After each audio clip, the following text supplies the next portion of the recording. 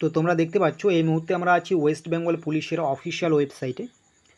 তোমাদের জন্য কিন্তু ওয়েস্ট বেঙ্গল পুলিশের পক্ষ থেকে কিন্তু 14,000-এর একটা নতুন ভ্যাকেন্সি এসেছে। কারা আবেদন করতে পারবে না পারবে সমস্ত কিছু আমি বলবো, ঠিক আছে। তোমাদের এখানে রিক্রুটমেন্টটা কী করে হবে না হবে সমস্ত কিছু আমি বলে দিচ্ছি। তার আগে ক্লিয়ার করে দেবো, এই যে 14,000-এর ভ্যাকেন্সি এটা কিন্তু পুরোপুরি ডাব্লিউবিপির ভ্যাকেন্সি নয়, এটা কিন্তু তোমাদের একটা অস্থায়ী ভ্যাকেন্সি, ঠিক আছে। আর এটা কিন্তু হোমগার্ডের ভ্যাকেন্সি। ক্লিয়ার? এটা তোমাদের কিন্তু দুর্গাপূজা উপলক্ষে তোমাদের কিন্তু এই ভ্যাকেন্সিটা বের হয়েছে, যাতে পরিবেশটাকে ভালো করে সামাল দেওয়া যায়, কোনো অশান্তির পরিবেশ সৃষ্টি না হয়। আর এই যে অস্থায়ী তোমাদের হোমগার্ডের রিক্রুটমেন্টটা হবে, এটা তোমাদের কিন্তু শুধুমাত্র 10 দিনের জন্যই তোমরা কিন্তু এখানে কর্মরত থাকবে, ঠিক আছে। 10 দিনের মধ্যেই তোমরা কিন্তু ডিউটিতে থাকবে, এবং তার জন্য তোমাদের কিন্তু একটা অবশ্যই পেমেন্ট করা হবে, যেটা অবশ্যই বড় ধরনের পেমেন্ট, ঠিক আছে। তো কীভাবে আবেদন করবে না করবে সমস্ত কিছু বলবো। তার আগে বলবো তোমাদের এখানে কোয়ালিফিকেশন কিন্তু মিনিমাম 8 পাস। মিনিমাম যদি তোমরা 8 পাস হয়ে থাকো যে কোনো বিদ্যালয় থেকে তোমরা আবেদন করতে পারবে, এবং তোমাদের এজ লিমিট কিন্তু 18+ অবশ্যই হতে হবে। 18+ না হলে তুমি পারবে না, 18+ হলে অবশ্যই তুমি পারবে, ঠিক আছে। এটাই হচ্ছে কোয়ালিফিকেশন এবং এজ লিমিট। এবং কোন কোন জেলা থেকে আবেদন করা যাবে, এটা কিন্তু প্রত্যেকটা জেলায়, পশ্চিমবঙ্গের 23টি জেলার প্রত্যেকটা থানাতেই কিন্তু রিক্রুটমেন্টটা করানো হবে, ঠিক আছে।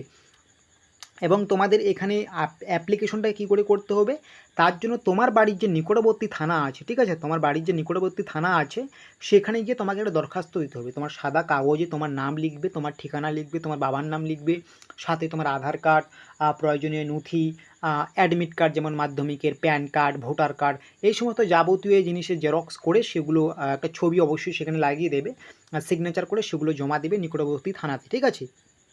সেখানে পারলে তোমার ফোন নাম্বারটাও লিখে দেবে। জমা দেওয়ার পরে ওনারা কিন্তু তোমাকে ডেকে নেবে, দেখে যদি তোমার হাইট ঠিক আছে, তাই বলে একদম ডাব্লিউবিপিতে যেরকম হাইট ফিটনেস দেখা হয় একদম ক্লিয়ারলি সমস্ত, সেরকম কিন্তু হবে না, ঠিক আছে। হালকাভাবে সেটা দেখবে যে তুমি সেটার জন্য পারবে কি না। অবশ্যই ডিউটি করতে গেলে তো অবশ্যই একটু হাইট ফিটনেস লাগবে পুলিশের ক্ষেত্রে। তো এটা দেখে তোমাকে কিন্তু 3 দিনের একটা ট্রেনিং করানো হবে, ঠিক আছে। তুমি যেই থানার আন্ডারে এটা দরখাস্তটা করেছো, সেই থানা যদি তোমাকে নেয়, যদি সেই থানার নেওয়ার মতো ভ্যাকেন্সি থেকে থাকে সেই থানায়, ঠিক আছে, তাহলে তুমি কিন্তু ওটা 3 দিনের মতো ট্রেনিং পাবে।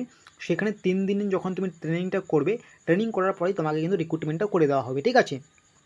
অবশ্যই তোমাদের কিন্তু খুব তাড়াতাড়ি সেটা তোমার নিকটবর্তী থানায় গিয়ে কিন্তু দরখাস্তটা দিতে হবে, কারণ সময় কিন্তু বেশি নেই তোমাদের, কিন্তু এই আবেদনটা কিন্তু আর বেশি দিন নেওয়া হবে না, ঠিক আছে।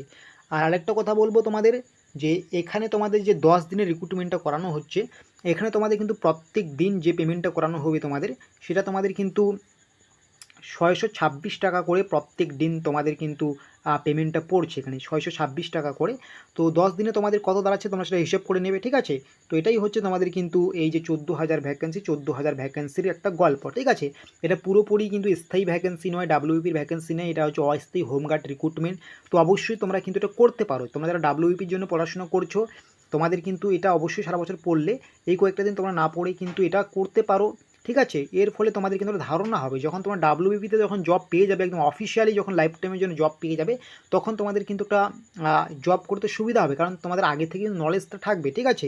তোমার যখন 3 দিনের ট্রেনিং হবে, তুমি 10 দিন জব করবে, তোমার কিন্তু অনেক কিছু কিন্তু অজানা তথ্য জানা হয়ে যাবে, ঠিক আছে। এবং যখন পুজোর একটা তোমার বাড়ি থেকে অন্য জায়গায় তুমি পোস্টিং পাবে, সেখানে একটা পরিবেশে গিয়ে তুমি কিন্তু একটা ভালো কিছু শিখতে পারবে।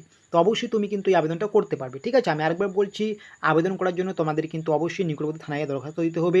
তোমাদের কিন্তু নো এক্সাম, নো ইন্টারভিউ, সরাসরি তোমাদের কিন্তু একটু শারীরিক মাপযোগ হয়ে ট্রেনিং হবে 3 দিনের, ঠিক আছে। তো অবশ্যই তোমরা করে নেবে।